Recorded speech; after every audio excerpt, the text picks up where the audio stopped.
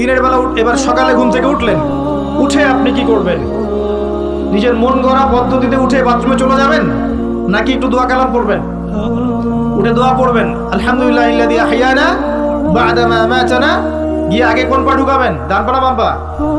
আগে বাম পা। বিসমিল্লাহ বলে ঢুকিয়ে আল্লাহুম্মা ইন্নী আউযু বিকা মিনাল খুবসি ওয়াল খাবাইস ইস্তেনজা করেন। যতক্ষণ ইস্তেনজা করছেন আপনি ইবাদতের মধ্যে আছেন ইনশাআল্লাহ।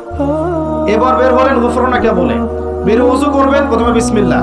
ওযু ধীর স্থির ভাবে করবেন। আর যে বললাম খুব বেশি পানি ইউজ করার দরকার নাই, পানির স্পিডটা কম রাখবেন, পানি অপচয় করবেন না। দেখেন ওযু যদি বিশুদ্ধ না হয় নামাজ কি বিশুদ্ধ হবে? ওযুতে যদি আপনি এক বালতি পানি শেষ করেন তাহলে তো হলো না কিছু। ওযুতে পরিমাণ মতো পানি ইউজ করেন, তারপরে ওযু শেষে কালিমা শাহাদা পড়লে আপনার জন্য জান্নাতের দরজাগুলো খুলে যাবে ইনশাআল্লাহ। এবার মিসওয়াক করলেন ওযু শেষে, ওযুতেও মিসওয়াক করতে পারেন, শেষে করতে পারেন। এবার আপনি পায়ে হেঁটে হেঁটে নামাজে যাচ্ছেন। নামাজে যাওয়ার সময় বাসা থেকে বের হবেন, এমনি এমনি বের হবেন না দোয়া করবেন? কোন দোয়া পড়বেন? বিসমিল্লাহি তাওয়াক্কালতু আলাল্লাহি ওয়ালা হাওলা ওয়ালা কুওয়াতা ইল্লা বিল্লাহ। বাস বের হওয়ার সাথে সাথেই একজন ফেরেশতা আপনার সাথে চলে আসবে ইনশাআল্লাহ, শয়তান দূরে চলে যাবে। এবার পায়ে হেঁটে হেঁটে আপনি মসজিদ যাচ্ছেন, প্রত্যেক পদক্ষেপে হাঁটছেন, একটা করে পা ফেলছেন, একটা গুনাহ মাফ, একটা করে পা ফেলছেন, একটা নেকি লেখা হচ্ছে। আর কি চাই বলেন? আল্লাহ পাক রহমত দিচ্ছেন, মর্যাদা বাড়াচ্ছেন। এই সময় একটা দোয়া পড়তে পারেন, আমি শিখিয়ে দেই। এই দোয়াগুলো সব হিসনুল মুসলিম বইয়ের মধ্যে আছে।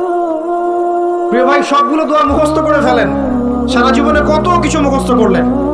আমি ফখর করছি না, কিন্তু আমি বিশ্বাস করেন এই মুহূর্তে যদি বাংলাদেশের সব দোয়ার বইও না থাকে, মুখস্থ একটা পুরো হিসনুল মুসলিম লিখে দিতে পারবেন ইনশাআল্লাহ। পুরা বইটা মুখস্থ করে ফেলবেন ইনশাআল্লাহ। পারা যাবে না? যদি ইসলাম তো এমনই, পৃথিবীতে যদি কোনো কোরআনের কপিস এখন না থাকে, এরকম কপিস, এরকম লক্ষ লক্ষ হাফেজ, কোটি কোটি হাফেজে কোরআন আছেন, আগামীকাল হওয়ার আগেই, সূর্য ওঠার আগেই কোরআন লেখা শেষ হয়ে যাবে। হবে না? মুখস্থ করে ফেলবেন। সবকিছু অ্যাপসে নির্ভর হবেন না, বইয়ে নির্ভর হবেন না, নিজের জেহেনে নিয়ে নিবেন ইনশাআল্লাহ। এরপরে আপনি চলার পথে পড়বেন আল্লাহুম্মা ইজআল ফি কলবি নূরা ওয়া ফি লিসানি নূরা ওয়া ফি সামঈ নূরা ওয়া ফি বাসারি নূরা ওয়া আন ইয়ামিনি নূরা ওয়া আন শিমালি নূরা ওয়া মিন ফাওকি নূরা ওয়া মিন তাহতি নূরা আল্লাহুম্মা ইজআল ফি নাফসি নূরা। এই দোয়াটা পড়তে পারেন। এতে করে আল্লাহ পাক আপনাকে নূর দিবে। কি দিবে? নূর বা আলো দিবে ইনশাআল্লাহ। এই নূর আপনার জীবনেও লাগবে, কবরেও লাগবে ইনশাআল্লাহ। এবার নামাজে গেলেন, মসজিদে ঢুকবেন, কি এমনি এমনি না দোয়া আছে? ডান পা দিয়ে ঢুকবেন, দোয়া পড়বেন বিসমিল্লাহ والصلاة والسلام على رسول الله اللهم افتح لي أبواب رحمتك। একটা দোয়া আছে আউযু বিল্লাহিল আযীম ওয়া বিওয়াজহিল কারীম ওয়া সুলতানিহিল কাদীম মিনাশ শাইতানির রাজীম। এটা পড়তে পারেন। বাস এই দোয়া পড়লে শয়তান থেকে আপনি নিরাপদে থাকবেন। নামাজে দাঁড়ালেন, এই যে ফজর পড়বেন, যোহর, আসর, মাগরিব, এশা, 5 ওয়াক্তের নামাজ পড়বো না? প্রত্যেক ওয়াক্তের জন্য একটাই নসিহত, সেটা হলো নামাজের বাহ্যিকতা গুরুত্বপূর্ণ, কিন্তু বাহ্যিকতার চাইতে বেশি গুরুত্বপূর্ণ হচ্ছে নামাজের আধ্যাত্মিকতা, নামাজের হার্ট, মানে মারিফত, ইহসান, খুশু, এগুলো বেশি ইম্পর্টেন্ট। নামাজের মনোযোগ ঠিক থাকছে কিনা খেয়াল রাখতে হবে। মনোযোগ বাড়ানোর বুদ্ধি কি? একটা টিপস বলে দেই। মনোযোগ বাড়ানোর বুদ্ধি হচ্ছে নামাজে যা বলছি মুখ দিয়ে, এগুলোর আরবির অর্থগুলো আপনার জানতে হবে। যদি আপনি অর্থটা জানেন, দেখবেন আপনার মনোযোগ অনেক বেড়ে গেছে ইনশাআল্লাহ। অর্থ না জানলে আপনি দাঁড়িয়ে থাকবেন, হাই তুলবেন, হাই।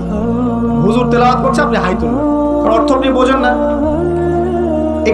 একটু খেয়াল করেন, একটা এক্সাম্পল খেয়াল করেন। মনে করেন আপনার মা অসুস্থ, নাউজুবিল্লাহ, আপনার বাবা অসুস্থ, আল্লাহ না করুন, বা আপনাদের ছেলে সন্তান, মেয়ে সন্তান অসুস্থ। এখন আপনি কোনো উপায় নাই, ডাক্তার বলছে যে খুব সিরিয়াস অবস্থা, হয় না এমন মাঝে মাঝে? আচ্ছা, এখন আপনি সেজদায় পড়ে গেলেন, হাত তুললেন, তুলে আল্লাহকে বলছেন, আল্লাহ আমার বাবা অসুস্থ, আমার মা অসুস্থ, আমার ছেলে বা মেয়েটা অসুস্থ, আল্লাহ তুমি তাকে শেফা দান করো। এই কথাটা বলার সময় আপনার চোখ দিয়ে পানি ঝরে না? ফিলিংস আসে না?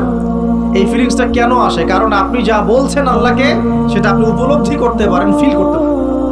আর নামাজে কেন মনোযোগ আসে না? কারণ নামাজ আমি যা পড়ছি এটা তো আমি ফিলিং করতে পারি না, আমি তো এই ভাষাটাই বুঝি না, অর্থই জানি না, কেমন করে ফিল করব? এই জন্যই বলি কোরআনের অর্থ জানার দরকার নাই। অর্থগুলো না জানলে তো পরে আপনি মনোযোগ পাবেন না, তো ইহসান পাবেন না। তো এই জন্য নামাজে মনোযোগ বাড়ানোর প্রধান শর্ত হচ্ছে অর্থটা বোঝার চেষ্টা করতে হবে। কি পড়ছি সূরা ফাতিহায়, কি পড়ছি রুকুতে, কি পড়ছি সেজদায়, হ্যাঁ কি পড়ছি আমি তাশাহুদ, দুরুদে, দোয়া, মাসুরায়, অর্থ জানতে হবে। এবং সেজদায় বেশি বেশি দোয়া করার চেষ্টা করবেন। নামাজ তাড়াহুড়া 3G 4G 5G তে যাবেন না, রিল্যাক্সে নামাজ পড়ি, ইতমিনানের সাথে। জীবনে যত নামাজ পড়েছি, নামাজ সবচেয়ে সেরা নামাজ পড়েছি আমি ব্যক্তিগতভাবে বলছি, আমার জীবনে মক্কায় আর মদিনায়। নামাজ পড়লে দেখবেন মনে হবে যে আপনি মানে অন্য একটা জগতে চলে গেছেন। এত চমৎকার তিলাওয়াত, এত খুশু খুশু, বিনয়, নম্রতা, রিল্যাক্স, ধীর স্থির ভাবে 2 রাকাত ফজরের নামাজ পড়াচ্ছে, মাশাআল্লাহ 15 মিনিট 20 মিনিট সময় লাগছে। এবং তিলাওয়াত হচ্ছে, চোখ দিয়ে পানি না ঝরে যাবেই না, কারণ আপনি ফিল করবেন এই যে মদিনায় আমি দাঁড়িয়ে নামাজ পড়ছি, এখানেই তো কোরআন নাজিল হয়েছে। এই যে মক্কায় নামাজ পড়ছি, এখানেই কোরআন নাজিল হয়েছে, এই আয়াতগুলো এখানেই নাজিল হয়েছে। ফিল করতে হবে। তো এখন নামাজ যারা পড়াই আমরা ইমাম সাহেব আছি, আমি রিকোয়েস্ট করবো যে নামাজটাকে একটু রিল্যাক্সের সাথে, খুশু খুজুর সাথে পড়াই। আমি জানি মুসল্লিরা এখন খুব ব্যস্ত, ইমাম সাহেব লম্বা করতে চাইলে মুসল্লি এসে ডিস্টার্ব করা শুরু করে নাকি, ইমাম সাহেব আপনার কি কাজ না, এত লম্বা করেন কেন? প্রিয় ভাইরা, দুনিয়াতে কেন এসেছি বলেন তো? দুনিয়াতে কেন আসছি আমরা? ওমা খালাকতুল জিন্না ওয়াল ইনসা ইল্লা লিয়াবুদুন, কার ইবাদত করতে আসছি? তো দুনিয়াতে নামাজই তো বেস্ট ইবাদত। এই ইবাদত করতে এত সময় হচ্ছে না, তাহলে দুনিয়াতে আসলাম কেন? দুনিয়া থেকে আমি শুধু বউ বাচ্চা, সন্তান সন্ততি আর ব্যবসা বাণিজ্য করতে আসছি? আল্লাহ পাক তো পাঠিয়েছেনই আমাকে ইবাদত করার জন্য, তাহলে আমি ইবাদতে এত তাড়াহুড়া কেন? রিল্যাক্স থাকেন, আল্লাহ পাক তৌফিক দান করুন। এইভাবে 5 ওয়াক্ত নামাজ পড়বেন, আল্লাহ পাক তৌফিক দেন। আর নামাজের কিছু বাহ্যিক মাসআলা আছে, এই মাসআলাগুলোকে নিয়ে কিছু ইখতিলাফ চলে আসছে দীর্ঘদিন থেকে। এই ইখতিলাফগুলোতে গিয়ে উম্মাহকে বিভক্ত করবেন না আল্লাহর ওয়াস্তে। যে যেটার উপর আমল করছেন আল্লাহর ওয়াস্তে করেন, কিন্তু এক ভাই আরেক ভাইয়ের সাথে গোশত কামড়াকামড়ি করেন। কথা কি বুঝতে পারছেন? এগুলো ইখতিলাফি মাসআলা, ফিকহি মাসআলা, উলামায়ে কেরামের মধ্যে ইখতিলাফ দীর্ঘদিন থেকে ছিল, থাকবে। যে যার মতো আমল করছেন, করতে থাকেন। যেটা আপনার কাছে বেশি সহিহ মনে হচ্ছে, যেটা আপনার কাছে বেশি গ্রহণযোগ্য দলিল মনে হচ্ছে, আপনি সেটার উপর আমল করেন, কোনো সমস্যা নেই। কিন্তু এই ইস্যুগুলোকে কেন্দ্র করে, মসজিদগুলোকে ভাগ করে করে উম্মাহকে বিভক্ত করেন না। এতে কাফের, মুশরিক, মুনাফিকরা হাসে আমাদেরকে দেখে, ওরা আমাদেরকে দেখে হাসে। দেখো কি জাতি, কি কি বিষয় নিয়ে উম্মাহকে বিভক্ত করে নিজেরাই আপসে বিভক্ত হয়ে গেছে। একটা বিভক্ত জাতিকে শাসন করা সহজ না ঐক্যবদ্ধ জাতিকে শাসন করা সহজ? বলেন। এখন আমরা তো বিভক্ত না ঐক্যবদ্ধ? সুবহানাল্লাহ। কাফের মুশরিকদের মধ্যে যদি 100টার মধ্যে 90টা বিষয়ে দ্বিমত থাকে, একটা বিষয় ঐক্যমত যে মুসলিমদেরকে ডমিনেট করতে হবে, মুসলিমদেরকে মানে ডিঙ্গি উপরে যেতে হবে, ওরা একমত, মাশাআল্লাহ, ওরা ঐক্যবদ্ধ। আর আমাদের মধ্যে যদি দেখেন আপনি যে 90টা বিষয় আমরা একমত, এই 4টা 5টা 6টা বিষয় আমরা দ্বিমত, ওই কয়েকটা বিষয় যথেষ্ট উম্মাহকে বিভক্ত করে ফেলার জন্য। তাহলে আমরা নিশ্চয়ই দূরদর্শিতা সম্পন্ন জাতি হলাম। আল্লাহ পাক জানি না আমাদের কবে বোধোদয় দিবেন। দোয়া করি আল্লাহ পাক এমন প্রজন্ম যেন নিয়ে আসেন যারা স্মার্ট হয়, বিচক্ষণ হয়, উম্মাহকে ঐক্যবদ্ধ করতে পারে। আমি যদি আমাদের দ্বারা না হয়, না হোক, আল্লাহ পাক এমন প্রজন্ম নিয়ে আসুক যে এই প্রজন্ম